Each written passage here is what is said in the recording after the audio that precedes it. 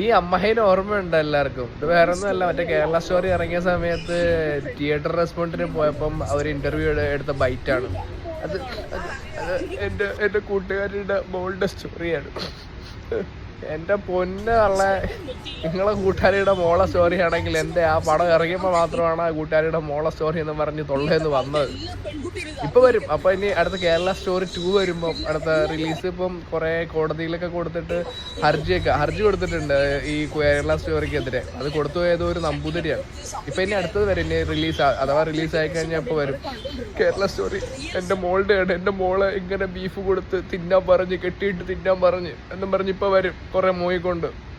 ഇതിനെ സപ്പോർട്ട് ചെയ്യുന്ന കുറെ അളിയൻ പറഞ്ഞതെന്ന് വെച്ച് കഴിഞ്ഞാൽ ഇത് മഹാരാഷ്ട്രയിൽ നടന്ന സംഭവമാണ്, അപ്പം അതിനെ അങ്ങനെ കാണണം. മഹാരാഷ്ട്രയിൽ നടന്ന സംഭവമാണെങ്കിൽ മഹാരാഷ്ട്ര എന്ന് പറയണം, അല്ലാതെ കേരളം എന്നല്ല പറയാനുള്ള. അങ്ങനെ അനുകൂലിക്കുന്ന കുറേ എണ്ണം.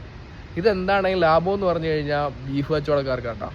അവർക്ക് നല്ല ലാഭമുണ്ട് ഈ കേരള സ്റ്റോറി ഇറങ്ങി. പിന്നെ വേറെ അതിൻ്റെ ഒരു എതിർവശം കൂടെയുണ്ട്. അവന്മാർ ഈ ഒരു ട്രെയിലർ ഇറക്കിയതിന് ശേഷം അവന്മാരെ ട്രോളിക്കൊണ്ടാണെങ്കിലും ഈ സംഭവങ്ങൾ എല്ലാ ആൾക്കാരും അറിയുന്നുണ്ട്. അതാണ് മെയിൻ.